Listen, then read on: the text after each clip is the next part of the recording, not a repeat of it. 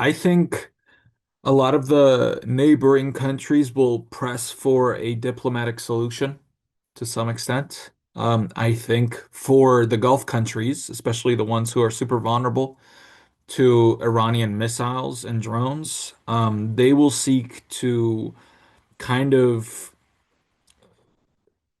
try to get some sort of a compromise going between the United States and Iran because they risk so much. They risk losing so much, so many oil revenues, etc. But at the same time, if Iran is to strike its regional its regional neighbors, it's whether they're adversarial or not, it's kind of a suicidal attack in many ways. Because once they use that option, they can't reuse it. I am always hesitant to forecast. Forecasting, saying what's going to happen in the future, it's not only difficult, I think it's a mistake in many ways. Um, do I think there's a risk of miscalculation in war as a result of a security dilemma? I think there is. Do I think it'll be the same kind of war that we've seen before with limited strikes? I think the Islamic Republic, I don't know if it's gotten to the point where they are genuinely facing an existential crisis in the sense to pull that last lever. The economic situation in Iran is dire.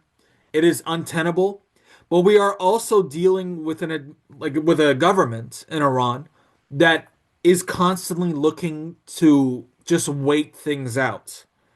Wait things out, wait till the situation for the US changes, the regional situation to change, because right now the chips are stacked against them, right? And the only way for them to get a better position, a better negotiating position, is not to make any strikes because they deplete their deterrence capability, or necessarily to engage in negotiations that'll be frivolous on their part, and it undermines their domestic credibility with so-called hardliners, right? If they make a deal, a lot of IRGC affiliates, a lot of people supporting the IRGC and the Islamic Republic will find them to be weaklings and will find them to be, undermining the sort of foreign policy security of Iran.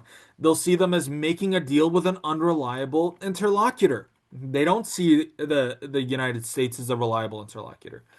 So there is that outcome. There is that outcome that is possible, that is, an exchange of, let's say missiles from the Islamic Republic onto US military bases so that they're not seen as weak because they constantly want to wait. It's their whole thing with strategic patience.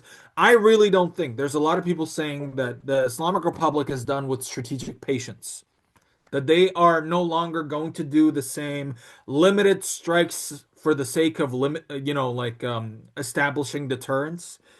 I still think they're in that situation. I don't think the situation has gotten dire enough for them, especially since they are now rounding up reformist politicians inside Iran. That it's a major thing happening right now that actually affects the sort of foreign policy calculus. They are now cracking down on dissenters within the framework of the Islamic Republic. They have now massacred thousands of protesters as well. So they are very much still willing to break on dissent, to crack down on dissent and to, not give in. The Islamic Republic is not operating under an assumption that if we negotiate with protesters, with, outside, foreign powers, etc., that it's going to be better for us. They're not operating under that assumption at all. And they're not acting like it either. So I think it would be wishful thinking to say that there will somehow be a reformist sort of resurgence after there's a nuclear deal, etc. I don't think so. Do I think it's also possible that we get not necessarily sanctions relief, but an almost non-aggression pact between the United States and the Islamic Republic, for some concessions on the Iranians' part around nuclear enrichment, their nuclear stockpile, for example, putting their nuclear enriched uranium stockpile I don't know, in a third party, in a third country that both countries can consider neutral, while limiting the enrichment capabilities of the Islamic Republic. I think that's also a possibility. That is something that is actively being negotiated. But do I think, for example, that the Islamic Republic is going to, you know, handicap its deterrence capability in terms of their missile capability or their partners in the region? I think that is unlikely. I think that is extremely unlikely. I think what might happen, besides, a limited war or a full-on war, is also a limited deal that just prolongs this state of crisis. That the Islamic Republic will look to wait things out in terms of domestic turmoil and foreign agitation, and the United States under Trump will look to, I mean, what's Trump's sort of classic deal? What will they seek to do? Say we got a deal with them. It's a much stronger deal. We didn't concede on sanctions relief or anything. And we still got them to lower their nuclear enrichment and their nuclear uranium and their enriched uranium stockpile. Trump is looking for a win, and we can't forget that Trump likes, a sort of shiny, foreign policy achievement. So they will look for a deal, or Trump will look to do a little bit of shock and awe, do a surgical strike on Iran, hit some targets and say we did what we sought to do.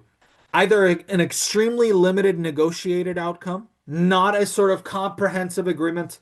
If some people are saying that there's going to be a major agreement between the Islamic Republic and the United States, I think that's wrong. I think that's not going to happen. There will either be an extremely limited agreement if we don't see a war, there an extremely limited agreement, or Trump doing some surgical strikes that won't necessarily change anything.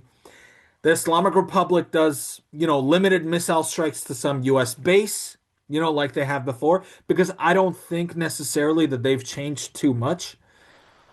And that's kind of the end of the game.